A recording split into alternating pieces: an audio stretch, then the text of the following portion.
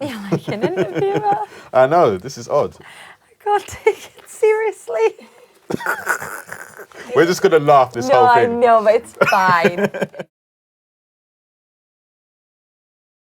I'm Tre Jean-Marie, I'm a songwriter and producer, and I'm here with Perrie for PRS. Hello, I am Perrie. I am a singer, now songwriter, and artist. Before we get into solo stuff, before Little Mix, were you writing songs, or was that something you only explored after? It's weird because I used to write songs when I was younger on my guitar a lot. Yeah. And it used to be quite indie, pop, girly. This is so weird because I feel like I'm getting to know you. Like, I know, because you've never. Yeah, I've never That's asked. so funny. Yeah, no, I used to write a lot of songs on my guitar, and I used to like watch The Voice a lot and X Factor a lot, and be like getting inspiration from people and just writing stuff. And then when I got in the band, because it was very pop girly, I did a bit of writing at the start, and then I think it kind of drifted off a little bit. Yeah. And it used to feel quite overwhelming in sessions, not because anybody made me feel overwhelmed. Yeah. There was just like, there was 4 of us girls, plus maybe 2 top liners, writers, producers, and it felt like so many people in a room and so many voices, it was almost hard to be heard, and I was quite shy, so I didn't used to shout the loudest with my ideas. So I think in Little Mix, my writing kind of drifted off a lot, and Leanne and Jade took the reins a lot more with Little Mix stuff. I was going to say, so well, obviously, from my experience with Little Mix and when I started working with the girls, it was generally, when I went into the sessions, it was generally Jade and Lee that were like, you know, writing, and then you come in and cut the songs and do the powerhouse vocals. But it has been really interesting this whole album period, working with you and watching you come into your own and stuff. I know. It's been weird actually writing everything. I know, and well, that's kind of what I was going to get onto. So obviously, last year at my camp, we wrote Me, Myself and You. Yeah. How was that for you? Because from my perspective, I don't know if you remember, but me, Lauren, Nina and Johnny, we were there before you, and we were obviously thinking what we're going to do today, but I feel like you came in with a real solid idea of what you wanted to do. Oh, that is cute. Do you know what? I think that session came at a really good time because I'd written a lot for my album already. So 1, I had more confidence. 2, I was coming up with way more concept ideas myself. And 3, I knew what I was kind of missing on the album. So I knew what I wanted that wasn't there already. So I feel like coming into that session, I was like, and I actually had anxiety in the car on the way to your house. Really? Yeah. See, this is the first time I'm hearing this. And it's because I feel like because I'd done everything here in the house and it was like my safe zone. And then I came to yours for the writing camp. I only did a few sessions out of the house. Yeah. Other than the camp that I did in Weymouth, other than that, I never really went out to do that many sessions in London. So when I was in the car driving to your house, I was like, oh, this is weird, I'm out the house for a bit. Even that in itself, I was like, this is just bizarre. So then when I got there, I was kind of like, oh, what about the idea of doing this? But I feel like it was the best opportunity to do it because I felt really safe with you all as well. So it wasn't like a... I love those guys. Yeah, it was so nice. How do you feel like them being there and their input shaped the song? Oh, massively. Because I think it was just a nice conversation that we all had at first.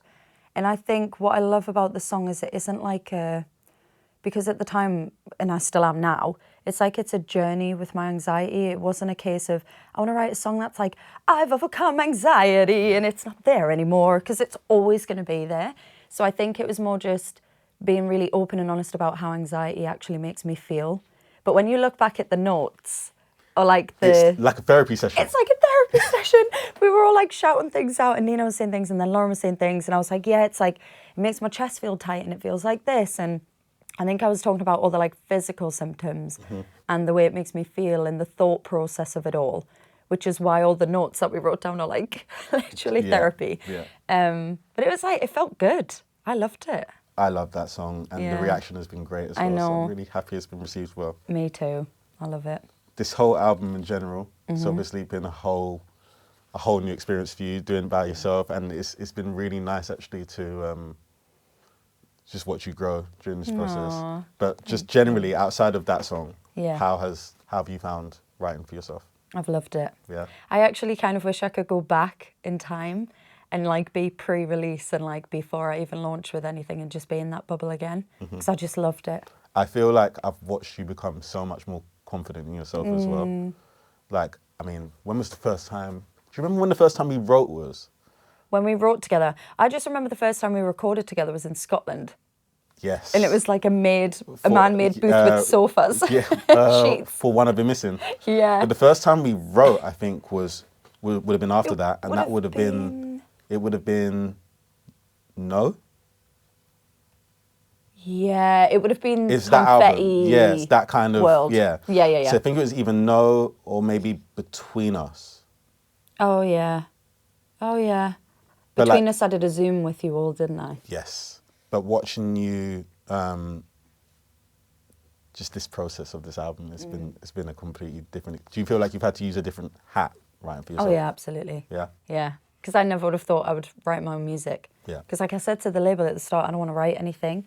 I just want to, because I went to see the Whitney movie, and it really inspired me. And she literally would just sit with her head of label and be like, yes, no, yes, no. And that's what I thought I would be. I thought I'd like A&R my album, but I didn't think I'd write it. Yeah.